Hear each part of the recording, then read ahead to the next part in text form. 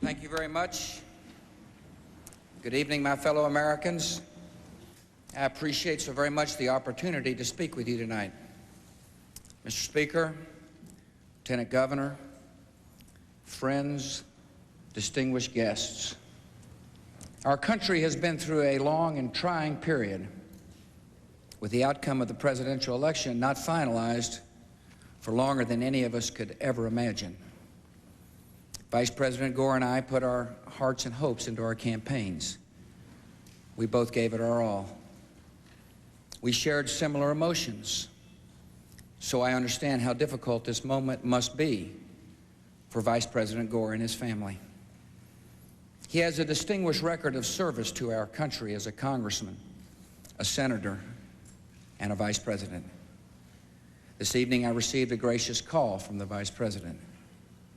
We agreed to meet early next week in Washington, and we agreed to do our best to heal our country after this hard-fought contest. Tonight I want to thank all the thousands of volunteers and campaign workers who worked so hard on my behalf. I also salute the Vice President and his supporters for waging a spirited campaign. And I thank him for a call that I know was difficult to make. Laura and I wish the Vice President and Senator Lieberman and their families the very best. I have a lot to be thankful for tonight. I'm thankful for America, and thankful that we are able to resolve our electoral differences in a peaceful way. I'm thankful to the American people for the great privilege of being able to serve as your next president. I want to thank my wife and our daughters for their love. Laura's active involvement as First Lady has made Texas a better place, and she will be a wonderful First Lady of America.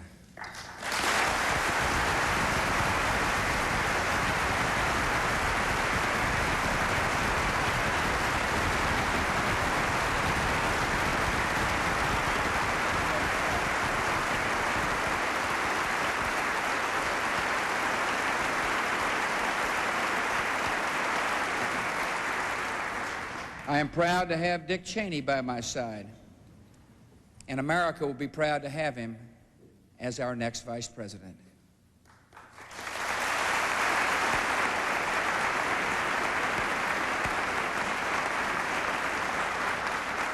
Tonight I chose to speak from the chamber of the Texas House of Representatives because it has been a home to bipartisan cooperation. Here in a place where Democrats have the majority, work together to do what is right for the people we represent. We've had spirited disagreements, and in the end, we found constructive consensus. It is an experience I will always carry with me, an example I will always follow. I want to thank my friend House Speaker Pete Laney, a Democrat, who introduced me today. I want to thank the legislators from both political parties with whom I've worked. Across the hall in our Texas Capitol is the state Senate. And I cannot help but think of our mutual friend, the former Democrat Lieutenant Governor Bob Bullock. His love for Texas and his ability to work in a bipartisan way continue to be a model for all of us.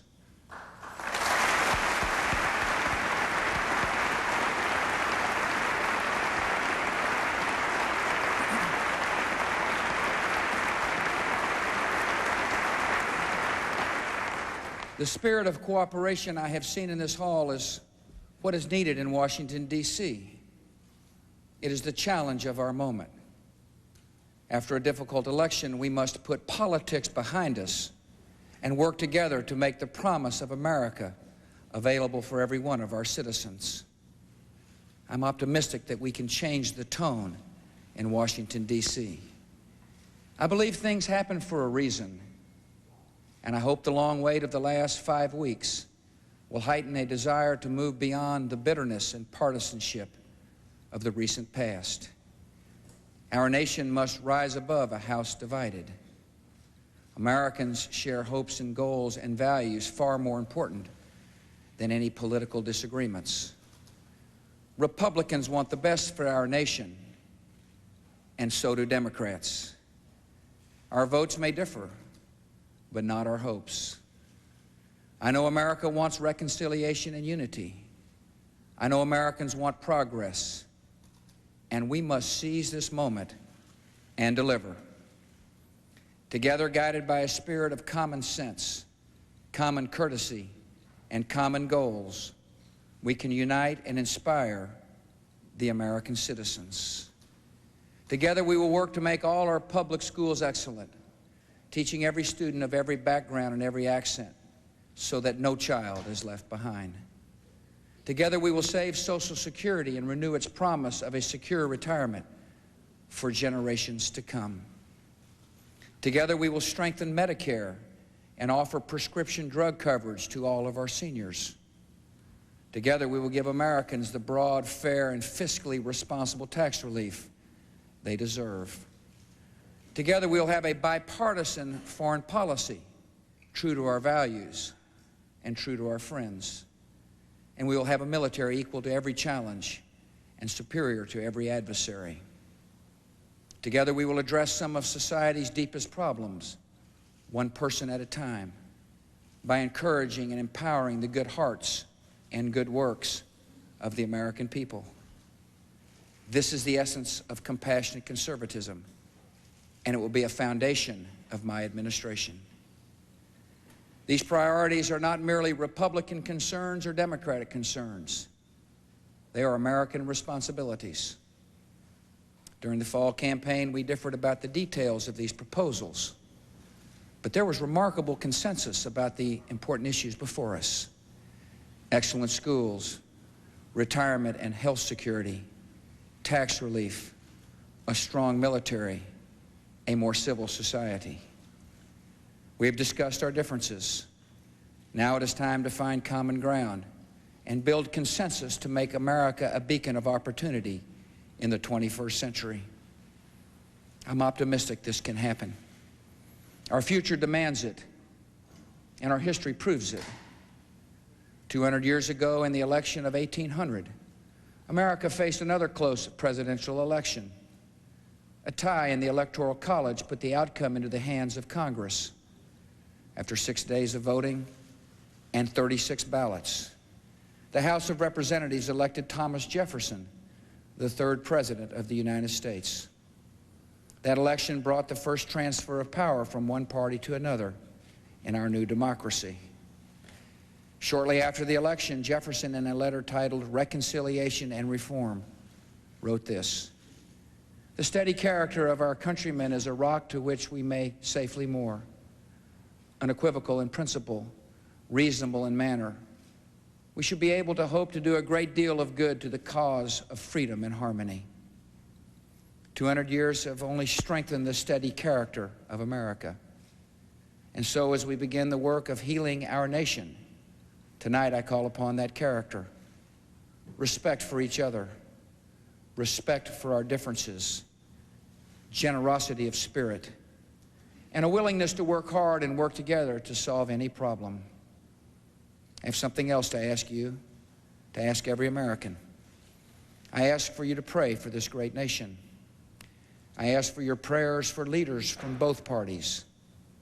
I thank you for your prayers for me and my family. And I ask you to pray for Vice President Gore and his family.